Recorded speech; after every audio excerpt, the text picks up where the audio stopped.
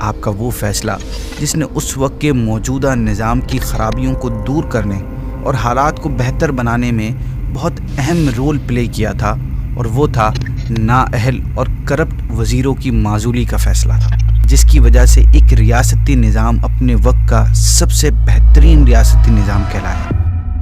السلام علیکم ورحمۃ اللہ وبرکاتہ۔ ہسٹورک ڈیسیژن تاریخی فیصلے کی سیریز میں آپ سب کو ایک بار پھر ویلکم۔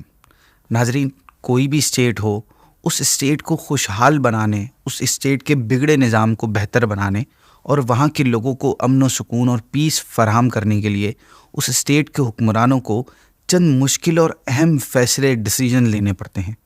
ان فیصلوں کے بنا کوئی بھی ریاست ترقی کی منازل طے نہیں کر سکتی۔ آج ہم ایک ایسے ہی فیصلہ سننے جا رہے ہیں جس کی وجہ سے ایک ریاستی نظام اپنے وقت کا سب سے بہترین ریاستی نظام کہلایا۔ اس فیصلے کا جو فیصلہ ہم بتانے جا رہے ہیں، اس فیصلے کا بہت اہم کردار تھا اس مثالی ریاست کو بنانے میں۔ ہم بات کر رہے ہیں خلیفۃ المسلمین حضرت عمر بن عبدالعزیز رحمۃ اللہ تعالیٰ علیہ کی خلافت کی۔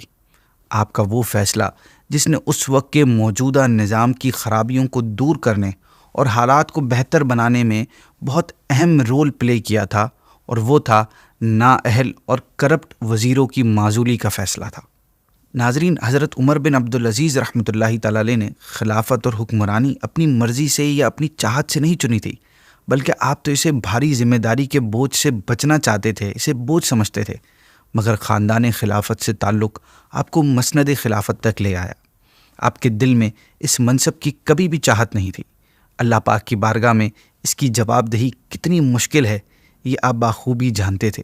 یہی وجہ ہے کہ خلیفہ بننے کے بعد آپ نے اس ذمہ داری کو اپنے لیے دنیاوی نعمتوں اور مال و دولت کے حصول کا ذریعہ نہیں سمجھا، بلکہ آپ نے اسے اپنے لیے بہت بڑی آزمائش سمجھی، کیونکہ آپ کے سامنے عمر فاروق کا یہ فرمان تھا کہ اگر دریائے فرات کے کنارے ایک بکری کا بچہ بھی مر جائے تو مجھے اس بات کا خوف ہے کہ کہیں مجھے اس کے بارے میں بروز قیامت مجھ سے سوال نہ کر لیا جائے۔ آپ کی اسی سوچ اور اسی خوف نے آپ کو تمام کرپٹ وزیروں کو معزول کرنے کے تاریخی فیصلے پر آمادہ ابھارا۔ چنانچہ آپ نے منصب خلافت سنبھالتے ہی مسلمانوں کو نماز پڑھانے کے بعد جو سب سے پہلا کام سر انجام دیا وہ یہ تھا کہ ظلم و زیادتی کرنے والے دھوکے باز اور خیانت کرنے والے وزیروں کو آپ نے معزول کر دیا۔ جو آپ سے پہلے خلیفہ کے دور میں منسٹری کے عہدے پر فائز تھے، آپ نے ان منسٹرز کو اپنے پاس بلایا۔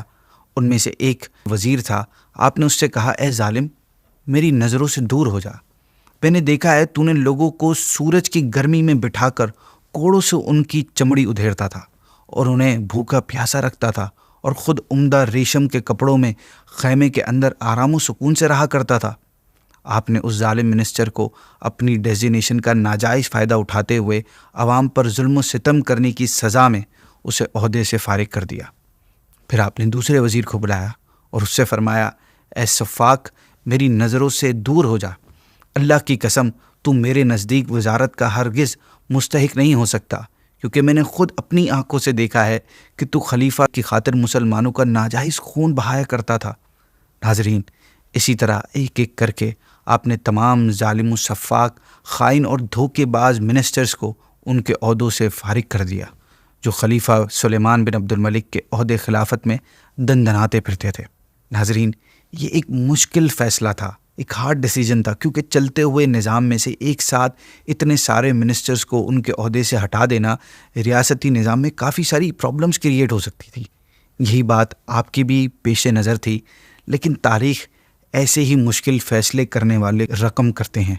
اب آپ کو ان کرپٹ منسٹرز کی جگہ لائل منسٹرز کی ضرورت تھی، جو ایمانداری اور اسلامی اصولوں کے مطابق وزارتی امور کے فرائض کو سر انجام دے سکیں۔ ان عہدوں کی اہمیت کی وجہ سے آپ نے یہ اہم عہدے علماء کرام کے سپرد کرنے کا فیصلہ کیا۔ پھر آپ نے آفیشلی علماء اور نیک لوگوں کو مختلف عہدوں کی وزارتیں دی۔ ناظرین، آپ رحمۃ اللہ تعالیٰ علیہ نے ابھی چند کرپٹ منسٹرز کو ان کے عہدے سے ناحق استعمال کی وجہ سے سزائیں دی تھیں، پر ایسا نہیں تھا کہ آپ یہ فیصلہ صرف ان کے حق میں تھا، بلکہ آپ اپنے معاملے میں بھی اللہ پاک سے بہت ڈرتے تھے کہ کہیں مجھ سے کوئی ناحق کام نہ ہو جائے، کہ اللہ پاک میرے بارے میں کوئی فیصلہ فرما دے۔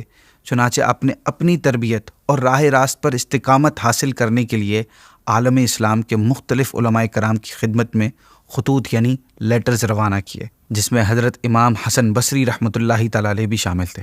آپ نے ان علماء کرام سے یہ عرض کی کہ برائے مہربانی مجھے اسلامی ریاست کو اسلامی اصول کے مطابق چلانے کے حوالے سے کچھ نصیحتیں لکھ کر بھیجیں تاکہ میری غلطیوں کی نشاندہی پوائنٹ آؤٹ ہو سکیں اور میں حقوق العباد کی ادائیگی میں پورا اتر سکوں اور کسی قسم کا ظلم میری طرف سے نہ ہو سکے، اور اللہ پاک سے ملاقات کے وقت ظالموں کی فہرست میں میرا نام نہ آئے۔ چنانچہ لیٹرز کے جواب میں ان علماء کرام نے آپ کی خدمت میں انتہائی جرت کے ساتھ نصیحت بھرے جوابات ارشاد فرمائے۔ حسن بصری رحمۃ اللہ تعالی علیہ نے اپنے خط کے اندر لکھا، اے امیر المؤمنین، آپ اپنا دن روزے کی حالت میں گزار دیں تاکہ کل کو افطار کر سکیں۔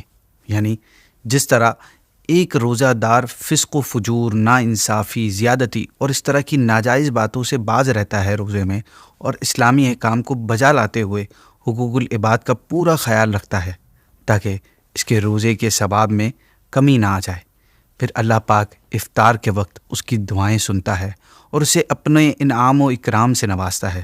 اسی طرح اگر آپ رعایا کی دیکھ بھال اور ان کے ساتھ عدل و انصاف اور ان کے معاملات میں اچھی نگرانی کریں گے تو کل قیامت کے روز آپ کا گریبان بھی محفوظ رہ سکے گا، اور پھر آپ اللہ پاک کے خصوصی انعام و اکرام اور جنت الفردوس کے مستحق ٹھہریں گے۔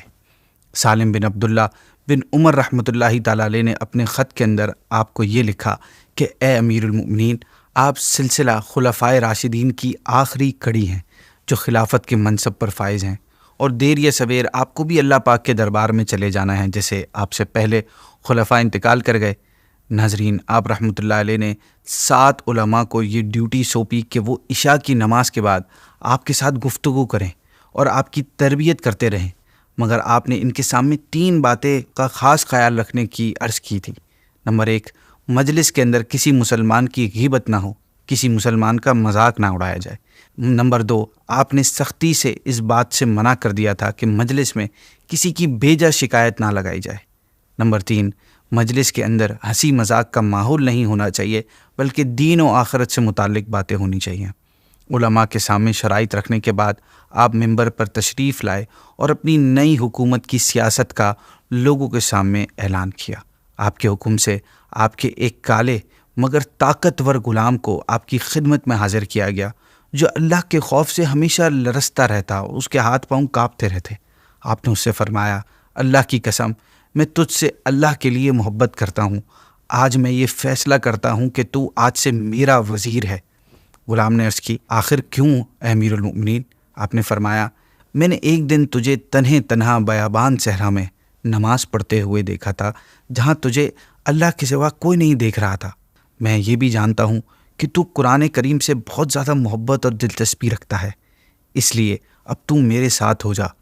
غلام نے عرض کی، اے امیر المؤمنین، آج سے میں آپ کے ساتھ ہوں۔ پھر آپ ممبر پر کھڑے ہوئے، آپ کے ہاتھ میں ایک رجسٹر تھا، آپ نے اس میں اپنی حکومت اور خلافت کے لیے بڑے بڑے حروف میں ضروری معلومات تحریر کر رکھی تھیں۔ آپ کے سامنے وہی آپ کا غلام تلوار لے کر وزیر کے طور پر کھڑا ہوا۔ آپ نے بنو امیہ کے ظالم وزیروں کو صفِ اول میں بیٹھے پایا جنہوں نے لوگوں کی زمینوں اور گھروں پر ناجائز قبضہ کر رکھا تھا اور سر عام لوگوں کی جائیدادیں ہڑپ کر کے انہیں ستاتے رہتے تھے۔ آپ نے ان سے فرمایا، اے بنو مروان، یہ وہ دستاویز یعنی ڈاکومنٹس ہیں جس میں عبد الملک بن مروان نے تمہارے لیے ناجائز طور پر زمینیں الاٹ کی تھیں، جبکہ اللہ کا فرمان بجا ہے اور عبد الملک کی بات غلط ہے۔ پھر آپ نے وہ دستاویز پھاڑ ڈالی اور فرمایا، بنو امیہ سے منسلک دستاویز میرے پاس لاؤ۔ پھر آپ نے ایسے تمام ڈاکومنٹس منگوائے اور ان کو ایک ایک کر کے پھاڑ ڈالا کیونکہ وہ ڈاکومنٹس ظلم و زیادتی پر بنے ہوئے تھے۔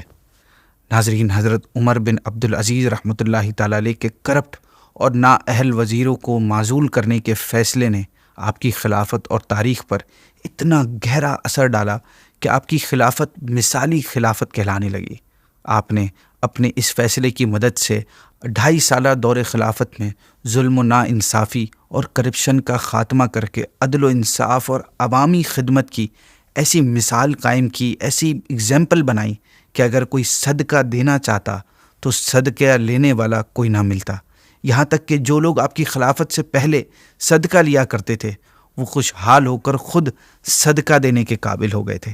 آپ رحمۃ اللہ علیہ کا اس تاریخی فیصلہ جو بنیاد تھا اس تاریخی خلافت کا کہ اس کو قیامت تک یاد رکھا جائے گا، اس کے ساتھ ہی ناظرین ہماری آج کی ایپیسوڈ کو اینڈ کرتے ہیں۔ انشاءاللہ آپ سے نیکسٹ ایپیسوڈ میں ایک نئے فیصلے کے ساتھ پھر ملاقات ہوگی۔ السلام علیکم ورحمۃ اللہ وبرکاتہ۔